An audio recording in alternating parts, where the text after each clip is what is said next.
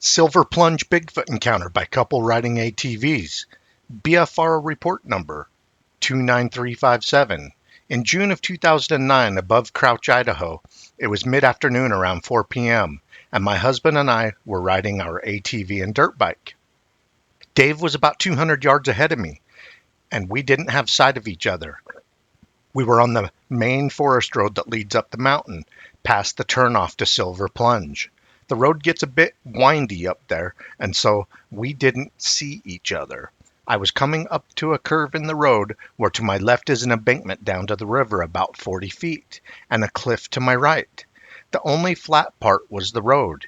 It happened so fast. I came around a bend and saw a huge dark figure on two legs, upright, bounding right up the mountainside to my right. The sound of the branches snapping was louder than my motor. I kept driving about another 100 yards around another bend, trying to catch up to Dave, who was sitting on a quiet bike with his helmet in his hand, wearing a puzzled look. "Did you see that?" I yelled, struggling to get my helmet off. He said, "Yeah, it was huge, hairy, and fast." We drove back to see where we both saw it separately, and there was evidence of something climbing up the steep mountain. Dave saw it bound up the riverside embankment and crossed the road as soon as he passed it. I saw it when it was going up the mountainside. We both know what we saw: Bigfoot. The late Todd Strong did the follow-up investigation report. I spoke to the witness at length and found her to be reliable and absolutely certain about her sighting. I can add the following details to her report. The couple was camping about 10 miles from the sighting. She was riding on an ATV and her husband was ahead of her riding a motorcycle on a mountain road through a thick pine forest. Her husband saw what he thought was a man jogging on the road until he realized how big it was and that it was covered in hair. The animal turned to the left and ran downhill into the thick underbrush and trees towards the river 50 yards below. He stopped his motorcycle in the middle of the road and waited for his wife. The woman, approximately 30 seconds later, while riding her ATV and wearing her helmet, heard a noise that she said was hard to describe. It sounded like a mix between a grunt and a growl, then loud crashing and crunching of limbs and branches. She looked over her right shoulder and saw a large hairy animal on two legs running up the side of the mountain to her right. The witness is familiar with all of the animals in the area, large and small, and knew it wasn't something she had seen before. When she first saw it, the animal was only 10 feet away, but she couldn't watch it for long because she had to navigate a turn in the road. When she caught up to her husband, they compared notes, and both were convinced they saw a Bigfoot. They aren't sure if they saw the same animal or two separate ones because during the first sighting, it was going downhill towards the river, and the second sighting, it had crossed back over the road and was going up the mountain. They think it was the same animal not wanting to get trapped by cliffs below them, between the road and the river. They both returned to the location where it had run up the hill and found clear sign where the large animal had passed. The animal was muscular, with long hair that was dark brown to the point of almost being black. Neither got a good look at the face, nor could they tell if it was male or female. They camp regularly in the area and are familiar with the forest roads. These witnesses are reliable, and I believe the separation of the ATV and motorcycle combined with the winding mountain road with numerous switchbacks made it more difficult for the animal to elude both witnesses as easily as described in other encounters. Bigfoot leaps hog pen with 275-pound pig under its arm. Terrified horses alert family to Sasquatch taking their hog. Kelly Lee writes RMSO. I have seen them in McCall, Idaho, Aberdeen, Washington. I now live in Ontario, Oregon, and I always wonder when I will see one out here.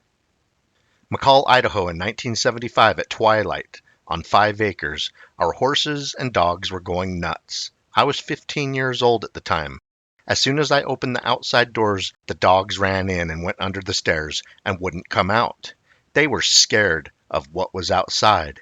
I went back and grabbed the .30-06, went back outside, started down towards the hog pen because of the noise. I thought I saw a bear, so I shot it. It also had a 275-pound hog under its arm. Now, mind you, A bear can't jump a 5-foot barbed wire fence and take off with it with a hog under its arm. Had to wait until morning to go after it, but it was nowhere to be found. During the summer, we had 3 55-gallon barrels down at the hog pen. Now, when you fill up those barrels with grain, water, and dairy products, you end up with a type of moonshine. And we were having a problem with the bear coming and drinking this mixture. So I thought that's what it was. Boy, I was not prepared for what it turned out to be. To this day, I start shaking when I think about it. RMSO responds, "Wow, how tall and wide would you estimate it was compared to the 275-pound hog? Amazing it jumped a fence carrying the hog. Did it get away with the pig? Thanks for sharing your experience." Kelly Lee continues, "Yes, it got away with the hog and a bullet in the back. We followed the blood trail until it crossed the Lake Fork Creek, and we lost it. But it was about 8 feet tall, and the shoulders were about 4 feet wide. It had no problem carrying the hog."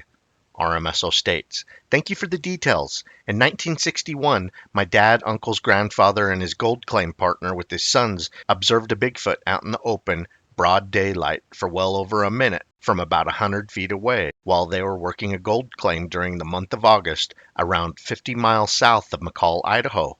My dad and uncles said that there were 10 of them that witnessed it. Because they were able to compare it to tree branches it walked past when it finally went for cover, they estimate it to be around 10 feet tall and reddish brown.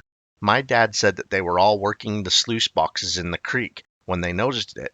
He said it appeared to be looking for something, and they watched it for nearly a minute and a half before it noticed them down in the creek watching it. That's when it went for cover of the trees and disappeared." Kelly Lee responds, "Right behind the nursing home on 5 acres of property, we lived in a double-sized trailer house, but we kept some horses in a small pasture, and of course the hogs, and there was 9 or 10 of the hogs. They all were good size, but the big one was the one taken, and it was going to be the breeder. But to this day, when I think about it, I get goosebumps up and down my necks and arms. If you have been to the fish and game shop, it was a quarter-mile west of them, and I might add that 1975 and 1976 was the year of strange happenings." Although there are many more reported Sasquatch sightings in this area, we're going to take you on a tour of a few we visited and investigated during this Bigfoot expedition. I really like to see the Bigfoot phenomena in the culture of the area we are investigating, from signs to business murals to Sasquatch shown on maps. It really emphasizes that the people in the area know that the creature inhabits the forests near where they live, or know someone has had a Bigfoot encounter or have seen the creature themselves. I would like to start by visiting an area where my dad's family and their mining claim partners had a lengthy daytime Sasquatch encounter that I heard about several times growing up, and is one of several sighting reports that sparked my interest in the Bigfoot phenomena. Miners sluicing gold have close encounter with Idaho Bigfoot. Grimes Creek Sasquatch encounter with gold miners. Scott Shaw writes, "Here's the story of the gold claim. We moved to Boise in 1955 after Breon was born. Dad met a guy at his work at Yonkers. They were machinists there. He was Dad's partner on his gold claim. We worked it from 1956 till around 1962.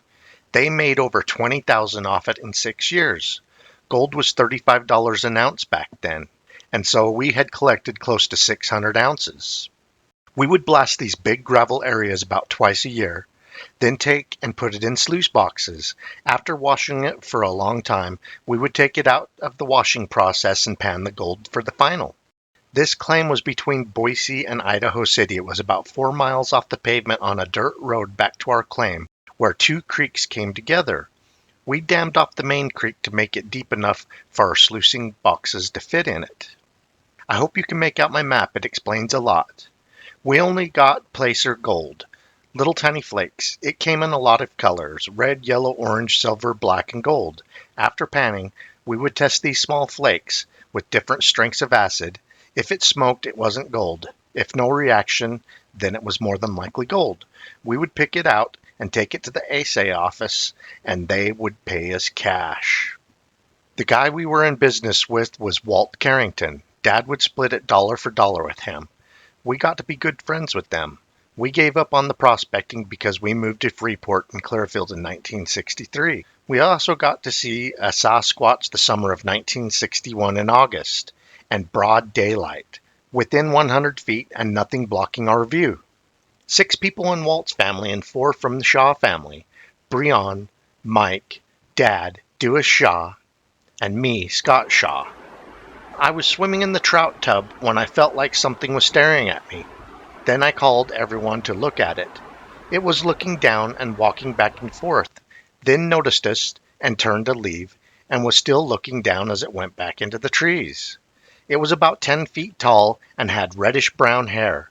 All 10 of us saw it. It came out of the trees and looked like it was looking for something. It didn't notice us for almost a minute and a half. It turned and walked back into the trees after we got a good look at it. It was probably close to 400 pounds, really buff. Gave us the chills to look at it. You see one that close at daylight and nothing blocking your view, it will change your whole life. They are real, I tell you. There is no way as many sightings have been made that these aren't real. They are, and they are much bigger than a 6-foot man. RMSO asks, what was it actually doing that made you think it was looking for something?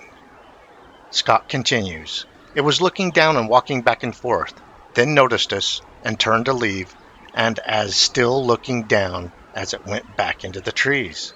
I was swimming in the trout tub when I felt like something was staring at me. Then I called for everyone to take a look at it. Then I got the others over to where they could see it. Where they were behind the willow stand, you couldn't see it until you got closer to me. Dad said that it was a Sasquatch, that he had seen them in the state of Washington years ago. It could have been looking for rock chucks or ground squirrels to eat. It was an unusual thing to see.